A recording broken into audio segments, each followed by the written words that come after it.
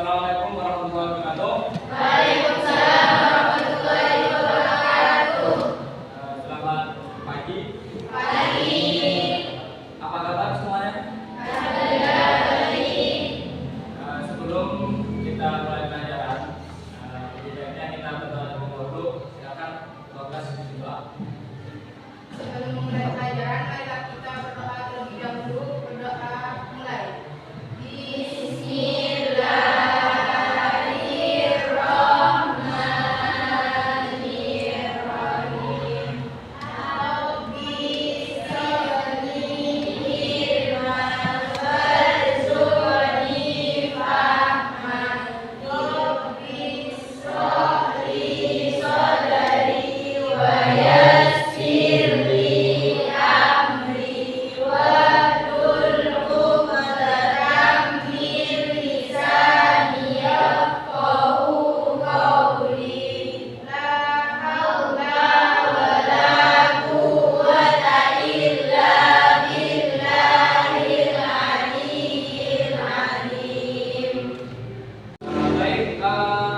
Sebelum kita mulai pelajaran, apakah ada yang tidak masuk?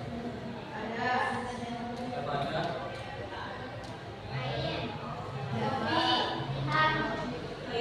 Dafa. Dafa kemana? Khairul? Zizi? Oke.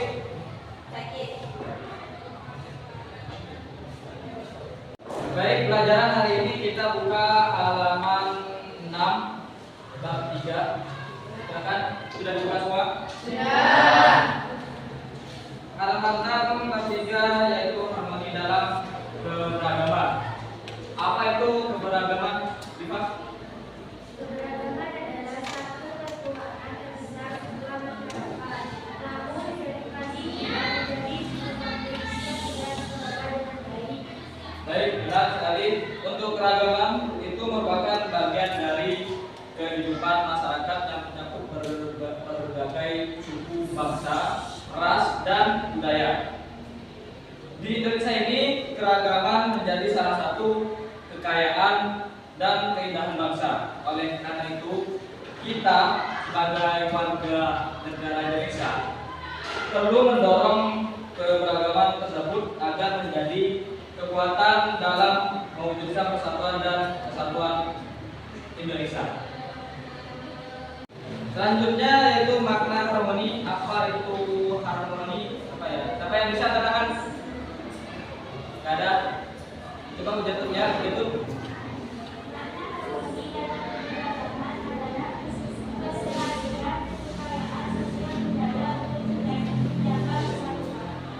Baik, benar sekali. Untuk membangun harmoni dalam keberagaman penting baik setiap individu atau kelompok. Harmoni juga berprinsip saling menghormati dan memahami, itu termasuk menghargai perbedaan budaya, agama, dan etnis sebagai bagian kekayaan bersama yang diharuskan dirayakan. Jadi, pengertian harmoni dalam keberagaman itu apa? Coba Vivi. Adalah bentuk keserasian dalam kehidupan bermasyarakat dengan saling menghormati keberagaman yang ada, yaitu beragam agama, suku, adat istiadat, ekonomi, sosial, budaya maupun budaya. Terus keberagaman bangsa Indonesia itu adalah anugerah Tuhan yang kita harus syukuri. Ya, oleh karena itu harmoni dalam keberagaman menjadi nilai penting yang harus dijaga, dikembangkan dalam masyarakat yang maju. Dengan adanya harmoni, persatuan dan kesatuan tetap dapat terwujud meskipun terdapat perbedaan latar belakang antara individu, masyarakat, serta dalam kehidupan berbangsa dan bernegara. Ada berbagai cara untuk menciptakan harmoni dalam keberagaman yang dapat kita lakukan, yaitu yang pertama kesadaran diri, yang kedua Silaturahmi.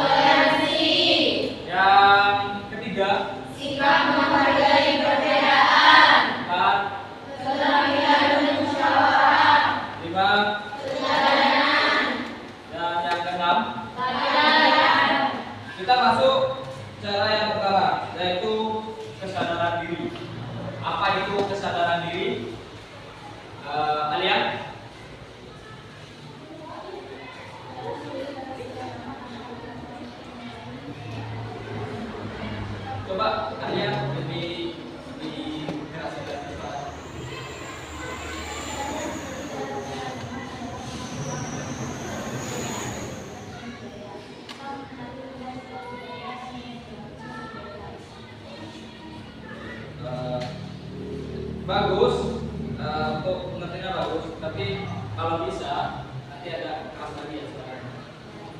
Untuk kesadaran diri dalam keberagaman mencakup pengakuan kepekaan terhadap individu dari berbagai latar belakang seperti ras, etnis, status ekonomi, asal negara, dan kemampuan fisik. Kesadaran diri tercermin dalam partisipasi seseorang ya dalam berbagai kegiatan yang diselenggarakan oleh individu atau kelompok dengan latar belakang yang berbeda. Contohnya seperti apa? Contohnya, Rifat.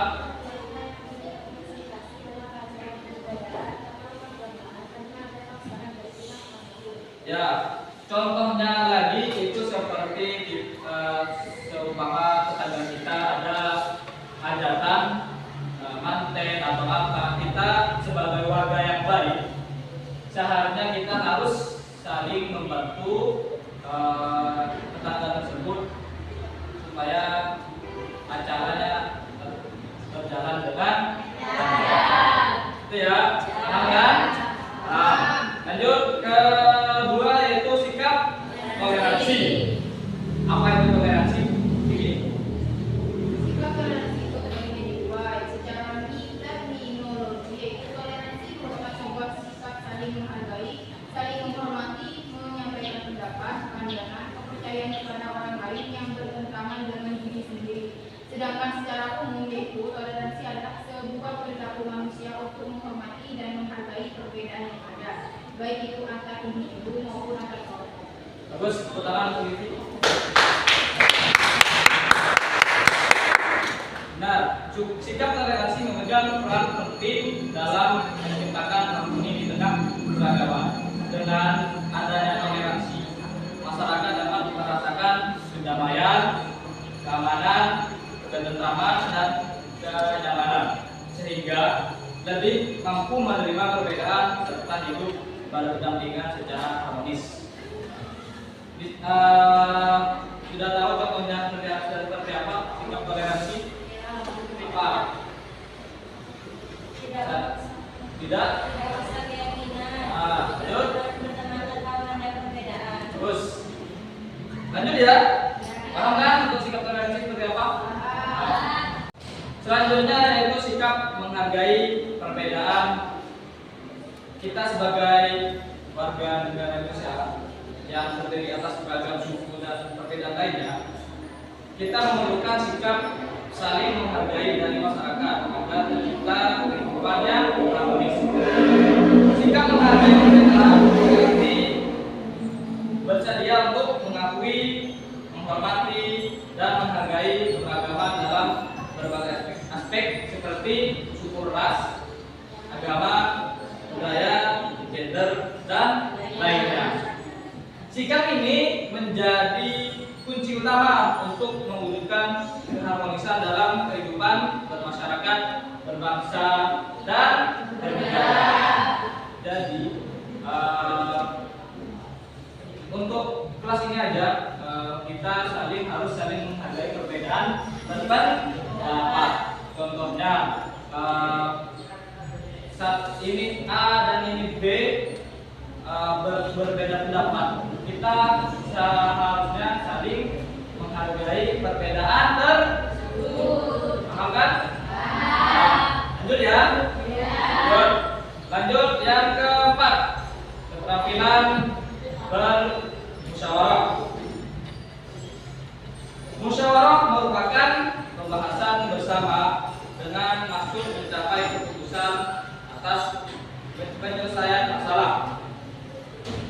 Musyawarah itu memiliki tujuan untuk mencapai mufakat atau persetujuan. Pada dasarnya, prinsip dari musyawarah itu adalah bagian dari demokrasi, sehingga saat ini sering dikaitkan dengan dunia politik. Ya. Dalam demokrasi Pancasila di Indonesia, penentuan keputusan dilakukan melalui musyawarah untuk mencapai mufakat. jika musyawarah itu tidak menghasilkan kesepakatan atau mengalami kebuntuan, biasanya dilakukan voting atau pemungutan suara. Dari pengertian tersebut, apakah kalian bisa menyimpulkan apa itu musyawarah? Bisa? Suryani, apa itu? Bisa menyimpulkan? Bisa? Bisa ya?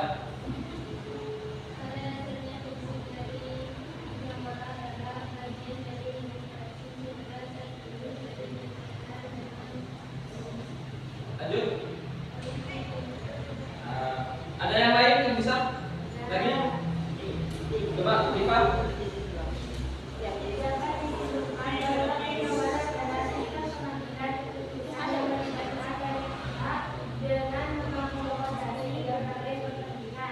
Sehingga tercapai satu keputusan yang disepakati bersama dan dapat dijalankan oleh seluruh peserta musyawarah. Ya, bagus.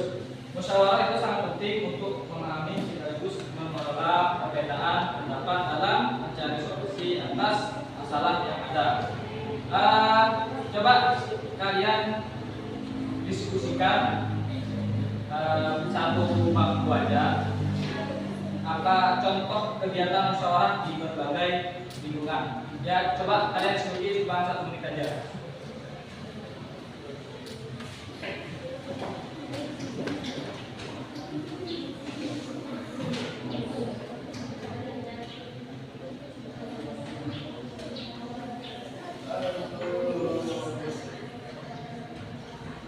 Ya, bisa diskusi? Nah, ya. Contoh kegiatan musyawarah di berbagai lingkungan itu ada 4. Yang pertama, Di lingkungan keluarga, ya, di lingkungan sekolah, tiga, di lingkungan masyarakat, dan yang terakhir di lingkungan negara. di lingkungan keluarga. Ini ada beberapa contoh ya. Yang pertama itu apa? Saiful?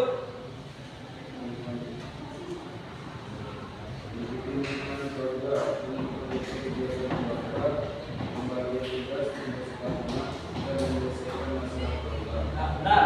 Untuk lingkungan di keluarga, kita sebagai anak seharusnya kita harus terbuka kepada orang tua. Apa itu masalah kita, masalah apapun itu, supaya mungkin nanti ada titik terangnya dari masalah tersebut. Ya, bisa kan? Bisa. Baik, selanjutnya yang kedua yaitu di lingkungan sekolah. Contohnya seperti apa, Ica? Pemilihan ketua OSIS, menentukan tiket kelas dan merencanakan acara sekolah. Baik, betul. Untuk masalah di pemilihan ketua OSIS atau rapat OSIS itu kita harus bermusyawarah bersama anggota OSIS dan BESIS. Untuk di jadwal tiket kita musyawarahkan dengan satu kelas. Dan untuk merencanakan acara sekolah itu melibatkan semua siswa. Bisa paham? Paham ya? Paham ya? Lanjut ya, yang ketiga yaitu di lingkungan masyarakat. Contohnya pemilihan ketua RT RW, merencanakan kegiatan desa kelurahan dan menyelesaikan masalah warga. Dari semua itu untuk masalah di masyarakat kita harus menyelesaikan masalah dengan musyawarah. Paham? Saya paham? Selanjutnya yang keempat yaitu di lingkungan negara. Contohnya seperti apa? Musyawarah dalam rapat anggota Dewan. terus keputusan dan program. Ya, mungkin pelajaran hari ini cukup sampai di sini. Baik, untuk pelajaran hari ini kita dapat menyimpulkan bahwa kita sebagai warga negara Indonesia harus saling menghormati dan memahami perbedaan suku bangsa, agama, ras, dan budaya agar menjadi kekuatan dalam mewujudkan persatuan dan kesatuan demi terciptanya Indonesia yang lebih baik. Terima kasih untuk pelajaran hari ini. Saya akhiri. Wassalamualaikum warahmatullahi wabarakatuh. Waalaikumsalam warahmatullahi wabarakatuh.